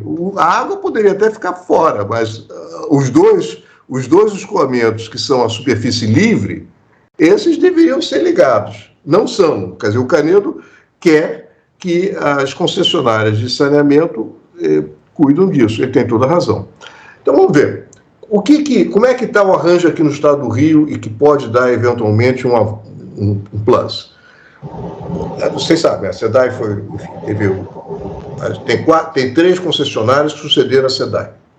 O que diz esse contrato de concessão? Diz que as concessionárias Iguá, Egeia e Rio Mais, são as 3 concessionárias, elas têm obrigação de fazer obras de coleta em tempo seco. Isso é uma coisa positiva. Agora, diz que elas não podem cobrar por esse serviço o OPEX. Quer dizer, elas têm obrigação de CAPEX, isso foi quantificado, mas não tem o OPEX. O que é o OPEX? É a energia elétrica, né? É o acréscimo de custo da ET, enfim. E também, naturalmente, a limpeza da comporta que o Braga falou, a limpeza da galeria de drenagem que não tenha declividade, como o Isaac nos falou, adequada, e que fica com deposições lá. Então, a limpeza do lodo que fica dentro da drenagem. Então, o que esses contratos que temos não ficou bem. Quer dizer, teve um ponto positivo, porque diz, veja, tem que construir, tem que fazer a coleta em tempo seco. Mas não tratou da questão que todos nós estamos falando, que é como é que isso vai funcionar. Não basta construir, tem que funcionar ao longo dos anos. E aí, essa discussão lá da FGV, enfim, me parece que é complementar a tudo que nós estamos falando aqui. Porque ela essencialmente diz o seguinte: cria uma nova obrigação para as concessionárias, algo que não existia. Essa nova obrigação olha, você, concessionária, tem que cuidar das águas residuais. Ao criar uma nova obrigação, que é o que a gente está falando aqui, ela dá chance, se sair uma lei estadual, e se pudesse, em retrospecto, se pudesse, já devíamos ter colocado isso na 1426. Faltou na época pensar direito, faltou coisa, mas enfim. Mas dá uma chance de que, ao criar uma nova obrigação legal, o contrato de concessão possa ser revisado e colocar entre as obrigações da concessionária, Egeia, Iguá, Água, Rio Mais, que são as 3, né, obrigação delas fazer a manutenção para não ter depósito de lodo nas galerias pluviais, para limpar as grades da estrutura de coleta que faz a divisão, as estruturas que o Isaac nos apresentou, né, e que tenha OPEX para pagar as elevatórias, a energia elétrica, enfim, todo o OPEX necessário para isso tudo, né? Não seja só o CAPEX, porque se for só CAPEX, nós teremos mais uma experiência que vai dar errado, porque as empresas vão construir as suas estruturas depois não vai funcionar.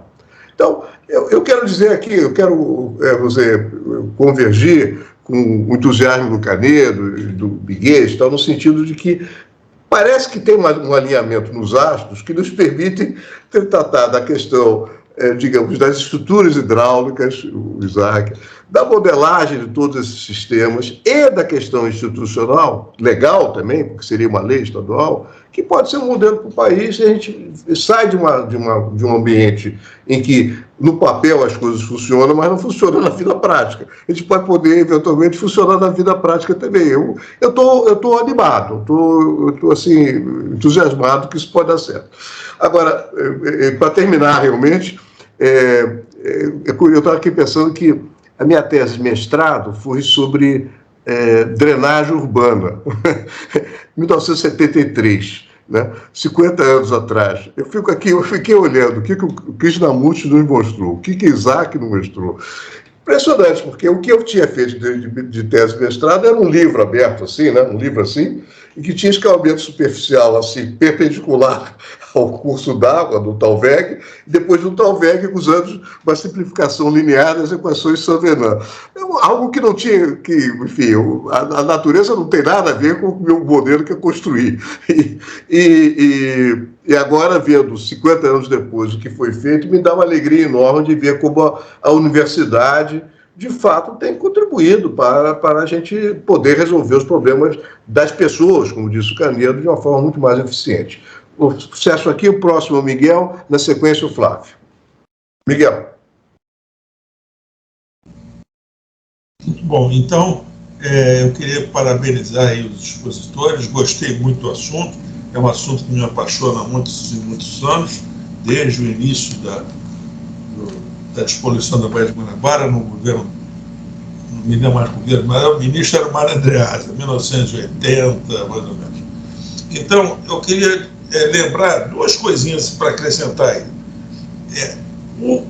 A captação de tempo seco tem um apelo adicional de que ele vai dar um efeito aparente, visual, para a sociedade quase que imediato, em boa parte do tempo. Então, isso, do ponto de vista de que a gente precisa que a torcida apoie o time, não basta só o jogo ser bonitinho, né?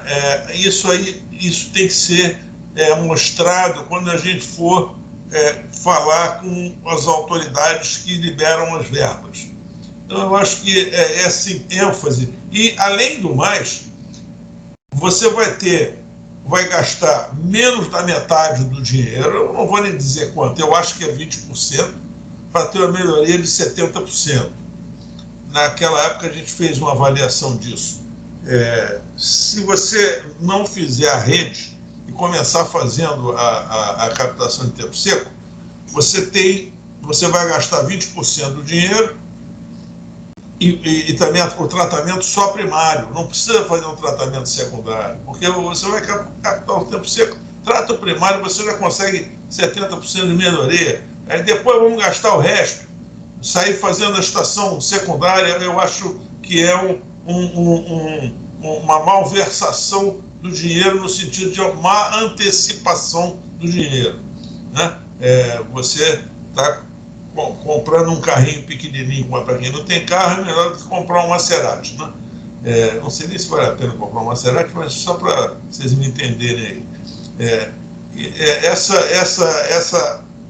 Essa explicação que o Isaac fez ali, eu estou só complementando, Isaac, eu acho que você tocou bem no assunto.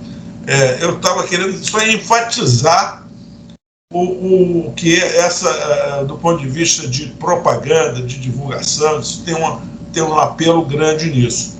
E o outro assunto, eu já toquei, que o tratamento dentro do raciocínio do tempo seco, da antecipação da solução tempo seco e da postergação do investimento, do investimento inicial, eu não gosto do CAPEX, né? No meu tempo era investimento inicial, eu acho que o investimento inicial cai bastante e você ainda pode diminuir mais, começando só com o tratamento primário. O que a gente viu aqui na Baía de Guanabara é que, quando começou o programa de despoluição, a gente tinha colocado só tratamento primário na primeira fase, a gente viu que estava no secundário, terciário, era uma festa. Né? E não adiantou nada que estão lá as estações subutilizadas, conforme a gente já sabia. Né? Mas aí é para isso que nós estamos aqui nessa discussão de aculturamento geral e tentativa de juntos conseguirmos convencer os donos da porta do banco que o dinheiro tem que sair de forma que a sociedade se engaje também, goste da história, veja a solução e apoie a continuação do investimento até terminar com o separador absoluto e o tratamento secundário completo, o que está terciário. É isso. Obrigado, Miguel. Flávio. Tá mudo, Flávio. Tá mudo. Bom, primeiramente, quero, enfim, parabenizar tanto o Isaac como o Antônio pela apresentação. São ótimos, né? Gostei muito da sequência dada pelo Antônio na apresentação, né? E vejo que esse modelo também se adequa à busca de soluções baseadas na natureza, já que utiliza aquelas wetlands, etc., né? Que é uma maneira também de interferir na questão dos custos operacionais, né? Não só os custos operacionais, melhor dito, no CAPEX também. E quero pegar uma carona aqui nas questões levantadas pelo Braga, pelo Kelman, enfim, que realmente aqui em Porto Alegre nós temos unificados os dois serviços, né? Foram unificados já há algum tempo, entre drenagem e a parte de coleta e tratamento de esgotos por parte do departamento municipal, né? Isso está sendo analisado vis-à-vis uma concessão, né? E aí me deu uma curiosidade, existe algum modelo comparativo entre CAPEX e OPEX nessas duas opções, de você fazer separador absoluto, o coleta e tempo seco, né? Existe algum estudo que simule valores para que se tenha uma ideia, né, de que isso impacta tarifas, né? Já que em Porto Alegre houve essa incorporação do serviço de drenagem, mas não houve nenhuma repercussão tarifária. E o que acontece é o seguinte, os custos de drenagem estão sendo cobertos por aquilo que seria de CAPEX de esgoto. Né? Ou seja, o dinheiro está indo só para dividindo custos, né? Sem, na realidade, que se remunere suficientemente, né? O que deve ser aplicado para fazer a ampliação das redes e desses serviços, né? Então, assim, a minha curiosidade é mais no sentido de saber se existe, se alguém conhece, porventura, né, algum estudo comparativo entre os dois modelos, né, para que a gente possa, pelo menos, ter uma ideia, né, que seria um sobrepreço em função tanto daquilo que o Kelman falou, seja que custo seja operacional, entendeu? Utilizando já a infraestrutura existente ou ampliando, inclusive, a infraestrutura de drenagem já acompanhada, ou já prevista, para prestar serviços também de escoamento dos esgotos locais. Seria isso. Não sei se alguém tem resposta à pergunta do Flávio. Flávio, publicado, eu acredito que não, mas os projetos de engenharia que estão sendo desenvolvidos agora, por quando a concessão está num processo em que os planos diretores acabaram de terminar, estão se iniciando os projetos executivos de engenharia, para que daqui a um ano, talvez, comecem as obras efetivamente. Os estudos dos planos diretores, eles avançaram, assim, vamos dizer, até num grau de projeto básico. Então, para esses investimentos em captação em tempo seco, que a própria concessão prevê, existem os investimentos em CAPEX definidos para exclusivamente captação em tempo seco e transferência para o tratamento, né? Mas esses dados são ainda dados, vamos dizer assim, de poder exclusivo das concessionárias, isso ainda não está divulgado. mas é um caminho aí para poder se trabalhar, como o Antônio mostrou, né, fazer bacias pilotos, coisas que possam ser feitas, desenvolvidas pela academia, né? É um campo, enfim, é um tema, como eu disse, bastante desafiador, né, que nos permite inúmeras perguntas. É muito interessante porque ele amplia o horizonte do engenheiro que faz os estudos conceituais e os projetos de engenharia convencionais de esgotamento sanitário para uma outra dimensão, eu diria. Deixa eu também comentar que essa, digamos, solução que o Flávio nos relata de Porto Alegre não é bem a solução, né? Quer dizer, você unificou as atribuições, de dizer, tratar dos dois sistemas, drenagem e esgotamento sanitário, numa única entidade, mas não acrescentou recursos para que o DEMAI possa fazer isso. Quer dizer, ele continuou com os mesmos recursos que tinha antes, só para tratar do esgotamento sanitário. Então, essa não é a solução. Agora, o que estamos aqui tentando, tomara que dê certo no Rio, é reconhecer que essa visão conjunta dos dois sistemas, não só no que diz respeito a investimento, mas também a operação, principalmente a operação e manutenção, que isso custa. E ao custar, isso significa que tem que ter um reequilíbrio do contrato de concessão. O reequilíbrio do contrato de concessão não precisa se dar apenas com aumento tarifário. Pode se dar pela extensão do prazo de concessão, né, que não dói.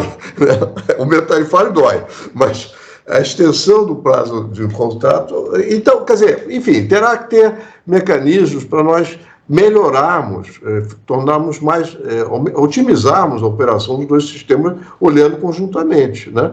E se não na drenagem como um todo, pelo menos naqueles trechos da drenagem em que o fato de que, vamos dizer, que tem deposição de lodo, tal, nos trechos mais críticos, né? Nos trechos em que pode ter corrosão da ferragem, do concreto, enfim, essas coisas, é isso que tem que evoluir. Quer dizer, como é que a gente, não é só fazer com que a concessionária tenha uma colher de chá, de porque ela agora tem uma nova atribuição, ela ganha alguma coisa a mais. Tem que ganhar alguma coisa a mais. Mas ela também tem ela ganha bônus e o ônus. O ônus é de fazer funcionar. E esse é o desafio coletivo nosso.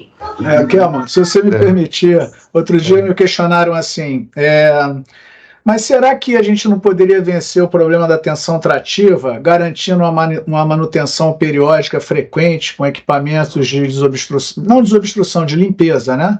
Uhum. Será que não? Pode. A gente deixa de contar com a gravidade, deixa de contar com a hidráulica e passa a contar com o equipamento mecânico. Tem que pôr no papel isso. Quanto é que custa essa história? Né? São questões assim interessantes. Enfim, há outros pontos curiosos no meio dessa discussão, mas é por aí. Tem que ser feito, você tem razão, tem que colocar no papel. Eventualmente é tão caro que não passa a não ser solução. Sim. E eventualmente, aí, enfim, nós estamos sempre correndo acima, em torno vamos dizer, do leite já derramado, né? Mas uma coisa que nós não discutimos aqui, eu não sei nem se caberia, não é o momento agora, mas na frente, o sistema unitário mesmo, como concebido como unitário, isto é, com seções não, quer dizer, seção menor, seção maior, né, aquilo que a gente aprende na escola, tal, para concentrar, para ter um tirante maior quando a vazão for só de esgoto, e ter a declividade, ter a tração que o Isaac nos falou, tal. Isso, o sistema unitário, como o Isaac costuma ressaltar com propriedade, não é a mesma coisa que a drenagem levando esgoto, é outra coisa. Né? Você tem declividade mínima, tem seção transversal diferente. No passado, nós tínhamos o tanque fluxível Isso. para situações dessas. Acontece que o pessoal esqueceu. Até na literatura está difícil de achar o tanque fluxível. Tá. Então, tem que o quê? Miguel, o que é, Miguel? Tem que o quê? Fluxível. Confesso que não sei o que é isso. Vou te mandar Eu vou te mandar agora pelo site, pelo e-mail, mandar no grupo. Põe no grupo. É um derramamento, um deságue instantâneo de um volume de água que você cresce, tirante e arrasta. Sim, entendi. Isso aí, entendi. É uma lavagem, é um flush. Uma descarga periódica.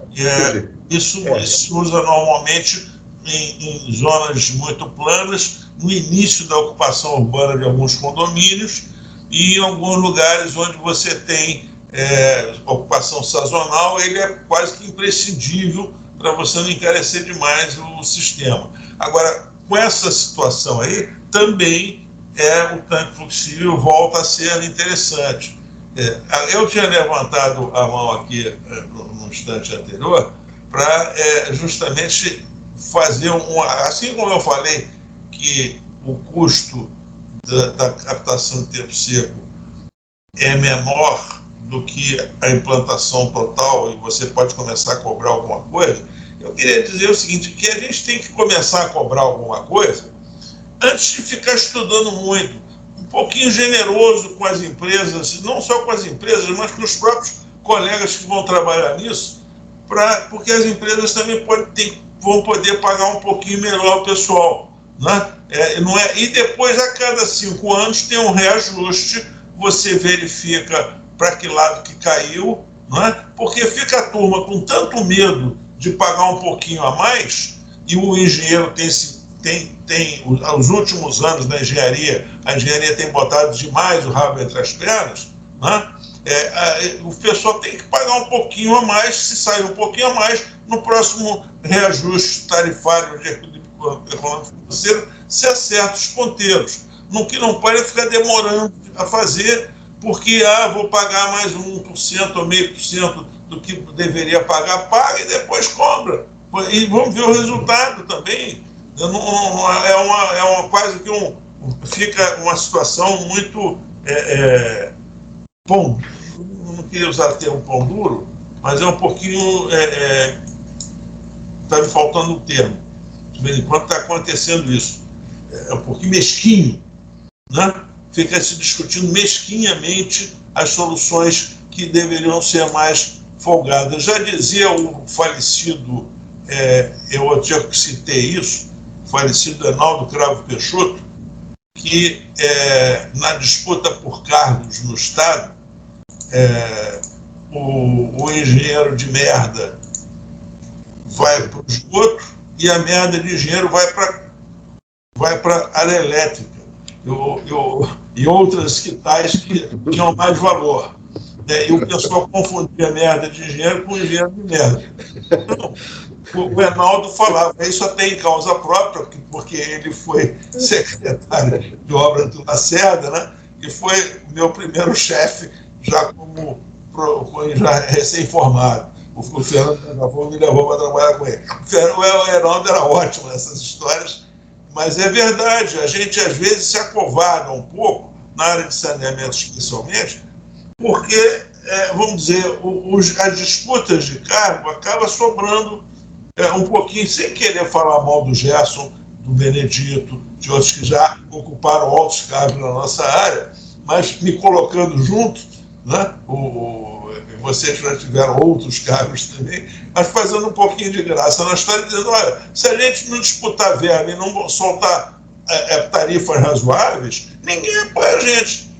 Vamos lá. Desculpa. Ok. Bom, temos agora os minutos finais, já estamos praticamente com 2 horas. Pergunto se alguém quer ainda fazer uma intervenção, vamos dizer, fundamental aqui antes da gente encerrar. Eu queria, então, antes de encerrar, mencionar que grande parte da reunião nós fomos acompanhados aqui pelo presidente da academia, Mário Menel, e indagar os nossos 2 apresentadores. Isaac, alguma coisa mais que você queira nos falar antes de nós encerrarmos? Não, é só dizer que o ambiente lá da ABNT está formado, era uma questão que, né, todo o grupo já pedia, né, requisitava isso, e a ABCOM conseguiu montar esse negócio. Então, convidar todos para participar, ou os que não puderem participar diretamente, que informem as outras pessoas, indiquem outros nomes para que possam participar do grupo. Era isso.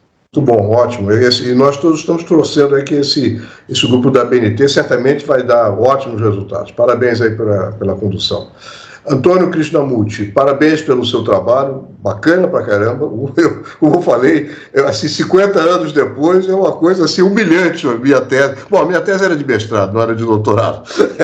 Parabéns, um trabalho espetacular. Alguma coisa você queira acrescentar antes da gente encerrar?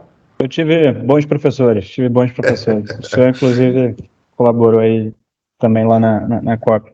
Acho que nem sabe, mas contribuiu. O professor Isaac também contribuiu na época da graduação. Acho que é um trabalho que é coletivo, né? Por mais que o primeiro autor seja eu, é um trabalho coletivo, né? O professor Miguel e o professor Canedo também são fundamentais desse trabalho. Agradecer a atenção e ficar à disposição de todos vocês aí de conversar em outro momento ou colaborar de alguma outra forma. Obrigado, pessoal. O Krishnamurti, você já se ofereceu e nós todos vamos cobrar que você participe do grupo lá do Isaac. Viu? Eu tenho muito interesse. Não sei se o convite era inicialmente para mim, mas já estou me convidando. Tá ótimo. Muito bem. Então, aqui pontualmente, passado 2 horas, agradecer a todos. Nos vemos daqui a um mês, não sei exatamente qual é o dia. Nós não temos ainda tema assim marcado. Possivelmente será o desdobramento da nossa conversa de hoje, no que, vamos dizer, em cima do texto, que é complementar, que será distribuído desse texto da FGV, que será colocado no COSANI hoje ainda, ou amanhã, mais tardar.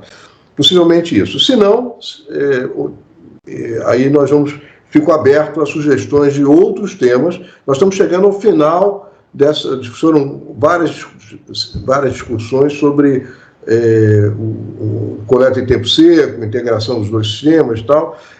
Tratamos tecnicamente, modelagem matemática e a questão institucional.